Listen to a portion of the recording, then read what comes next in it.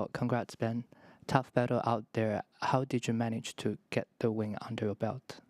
Um, yeah, it was a tough one, playing against a guy who's got a lot of experience, a lot of success in slams, someone who is not afraid to go the distance. I thought I did a great job of managing myself out there. It wasn't easy, and happy to get that one down in 4 sets. Questions, please. Howard?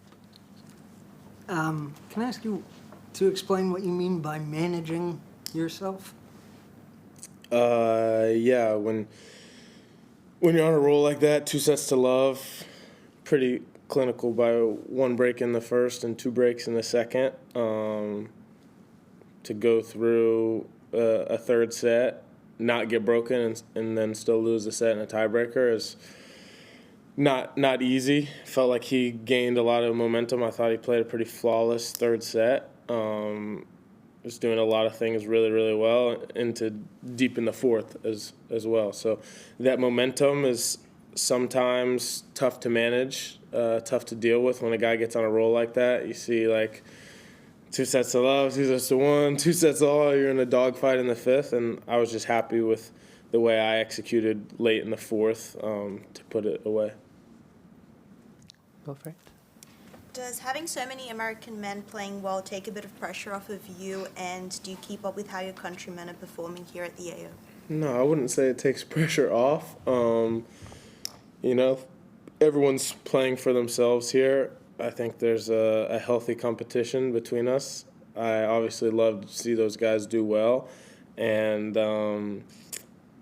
it's a lot of fun to be in this era of American tennis. Most likely after this tournament we'll have at least 2 guys in the top 10, and there's a lot more coming. So for me, I wouldn't say that I don't really watch anyone else closely during the tournaments. I'll check the scores, watch highlights from my friends' matches every once in a while, but I'm more or less just focused on myself.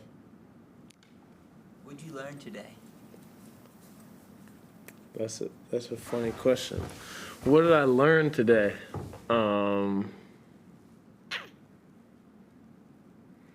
Learned how to serve, actually. You learned how to serve? Yeah, compared to from round 1 to 2, I think I learned how to serve, yeah. Anything from playing a player like him? From playing a player like him, yeah, I learned that, I definitely would not have wanted to see that guy in his prime. And I'm not saying that he couldn't get back to that same level, because he showed some stuff today that was really, really tricky to deal with. But obviously I was a young kid watching him in the quarters and semis of slams when I'm sitting on the couch at home, and definitely started seeing some flashbacks today, especially in that 3rd set. I think the way that stays composed and can counterpunch, can play aggressive from the baseline, but patiently aggressive and not overhit, but just make you feel like the court is so big and you have a lot of ground to cover. I thought those were all things that he did a great job of, and I guess, you could say I learned. Last 2, Charlie and Howard. Yeah. How much do you care or worry about head-to-head records when you're playing someone like, I think Lorenzo's won the previous 2 times you've played? Does that bother you? Does that affect how you prepare? Do you try and do things differently? Honestly, win or lose, I'm trying to learn something from the last match I played. If you won the match before, you know that the guy's going to try to do something different to flip the script. Obviously, if you lost the match, you're the guy who's got to change something up. So I don't really mind either way. Obviously you want to look at things that worked when you played, look at things that didn't work that you want to change.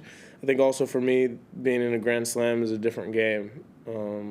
I can't as much compare playing guys in 2 out of 3 sets to 3 out of 5, because it's a different beast. It's where I play my best tennis. So that's not something that I look at as much, no. out other guys in the locker room and sort of compare notes about how they might have done against, things they might have done against an upcoming opponent? In the locker room? Yeah. No. Last one, Howard. What advantages or disadvantages are there that you find being left-handed in this sport? Yeah, you can't get a practice. It's impossible. Except for when the draw comes out and they play Draper, Chapo, or Ugo Humbert, then I get the look. But other than that, people don't want to practice with you as much. For me, I don't mind. I'll hit with a righty, a lefty, short guy, tall guy, serve bot, grinder. Doesn't really matter. But guys on tour are very particular about, or either players or coaches are very particular about who they practice with. So they're like, big serve, lefty, that's 2 strikes against you. So finding hits can be difficult. I'd say at the same time, people don't want to hit with lefties, so they don't see your style of game as much, So I go out, I play against somebody who's said no to practicing with me the last 4 times. Well, at least he hasn't seen my serve. So pros and cons for sure.